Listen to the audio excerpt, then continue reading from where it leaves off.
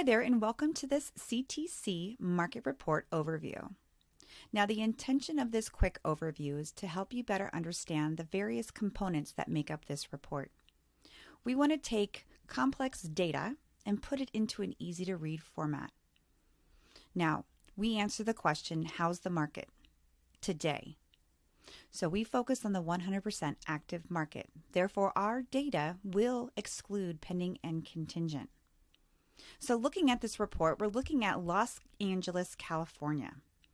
You'll notice two tabs, single family home and condo townhouse. So each report that you view is all inclusive. We do segregate though, obviously single family home, but if you click on condo, everything will update and all of the data presented is solely for that condo townhouse.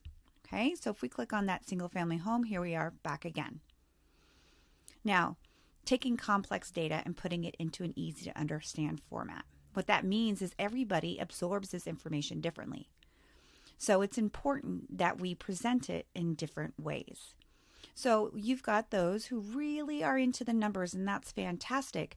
They can focus on the real-time market profile. Then you've got people like me that are a little bit more visual. I appreciate the visual cues that are throughout the report and the charts that you'll see here. Okay? Then you'll have those who look at it and may feel a little bit intimidated by the numbers. So they just want to be told, okay, how's the market? And so we add copy that talks specifically about what's happening here in the real-time market profile. So one important thing to note is that the data presented here is our latest and greatest. What does that mean? That means that we do our due diligence capturing the data with a stop capture of Friday. The numbers presented here are as of Friday and then published on Sunday afternoon. What's great about the real-time market profile is that you're presented with the latest. So looking at Los Angeles, this is including all 100% active pieces of inventory. You'll see the inventory number here as 1242. Remember that we exclude pending and contingent. So based on this, here is our median list price. If this is the first time looking at the report, we don't know with just one number if this is high or if it's low. So we provide 3 months worth of data. It's interactive. So if you put your cursor over this spark line, it will give you that Friday date stamp over 3 months of time. So you can see that it's been super consistent over the last 3 months. Okay. We've got things like price per square foot, days on market, price decreased. Of the 1242, 30% has had to take a price reduction since being put on the market. Okay, but how does that compare over the last 3 months? It's actually down. So you can see here that it was up as high as 33.5, 34, okay? And it's come back down. Great. Well, we know that 35% isn't good, isn't bad, it's pretty neutral. So this is one of those things where you can say, hey, let's keep an eye on this. We want to make sure it stays the same or goes down. We've got our price increased, our relisted.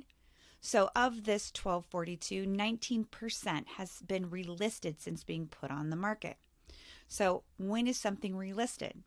If something expires and gets relisted, but remember, we exclude pending and contingent. So when something goes pending and then falls out of pending status and then put back on the market, it is then relisted. Okay. Median rent is really great for investors. They can kind of determine, hey, here's what the median rent is in comparison to what maybe a mortgage might be. You've got your most expensive and your least expensive, and then you've got what's called our market action index. Now, our market action index is listed here as if it's a normal statistic. In fact, it's our own proprietary algorithm of Altos Research. This is an algorithm that answers the question, is it a buyer's market or seller's market? The algorithm has an end result. It is an equation, and when that end result was 30, it didn't favor the buyer or the seller. Anything greater than 30 favored the seller. Anything less than 30 favored the buyer. So at a quick glance with my visual here, I can see my speedometer is showing that it is a seller's market. I also know that 43 is greater than 30, therefore a seller's market. But if you need to just tell somebody like it is, it's a slight seller's advantage. And you have that 3-month comparison to look back. So if you stick with the first half of the report, this is a great summary of sorts. How's the market? Well, it's a slight seller's advantage here in Los Angeles. Okay. Now scrolling down, the next component of the report is our large chart. Our large chart now provides 3 years worth of data. It too is interactive. You have your 7-day. Remember, the reports are updated every 7 days. And every 7 days over a 3-year period of time can be pretty noisy. You can deselect this and focus on what we call the trend. The trend is taking 13 weeks of that 7-day and averaging it out, so it's a more smooth line. Looking at the chart in this way, you can see the various dates up to the very end, which is right now. And what's great is that you can do year over year comparing, because this diamond here represents this same time last year and then the year before. Okay, so again, the 90-day trend. Now that 7-day works out really well because it can provide leading indicators of change. So we're not seeing this continue to climb so much as leveling out. You will see this change happen prior to that 90-day average kicking in. Okay, so that allows you to do a little bit of predicting.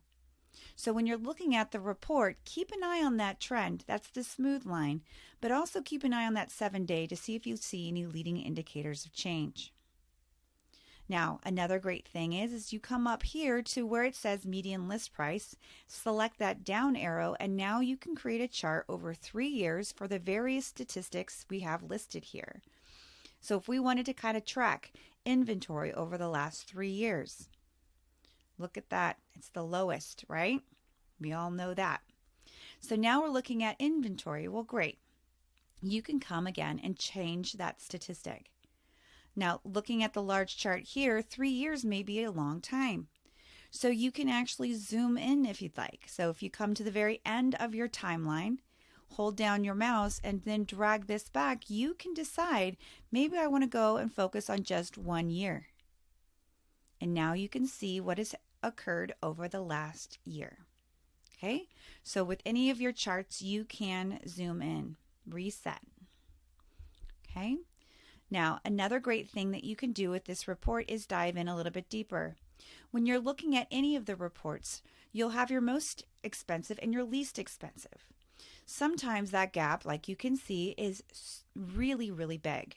And so you'll want to make sure that you can dive in a little bit deeper. It allows you to look at your price point. You can go ahead and select that market segment. Now, looking at market segments here, you'll notice that you've got 4 lines. This isn't about answering the question, how's the market for anything over $1 million? This is actually answering the question, how's the market for the top 25% most expensive? Or how's the market for the 25% least expensive listings?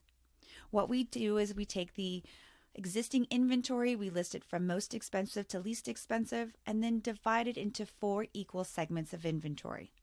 So each one of these lines represents 25% of the inventory, and then we determine what that median is. This blue line will always represent the most expensive 25%. The bottom line will always represent the least expensive 25%. So if you wanted to focus on a particular segment because you're interested only in the most expensive inventory or have a budget that's in the bottom segment, you can go ahead and deselect the segments, the noise, and focus on just the segment of interest. Then changing it up, looking at the percentage of properties taking a price reduction, or rerunning the algorithm for that market action index and learning that that end result is actually 59, therefore it is a strong seller's market. So it just allows you to look at the information a little bit differently. It's also a great segue into our market segments table. Our market segments table is giving some expectations. This allows you to look at the data a bit differently by saying, okay, if I have $650,000 to spend, what can I expect in Los Angeles? So 630 here is 1,200 square feet. So between 12 and 1,300 square feet, smaller lot size in compared to other pieces of inventory. 3-bedroom, 2-bath, but a much older home, a home in years 97. This new column represents the new listings that have come onto the market in the last 7 days here. And then our absorbed data set, anything but 100% active. So pending, contingent, expired, removed, no longer available. So new listings on the market, no longer available, and then the amount of days cumulative that it's taken for it to go from one to the next. Okay? So add up the new column, and that's total new listings within the last 7 days. So the median segments can be a great way to look at how quickly inventory is moving and what you can expect for a certain dollar amount.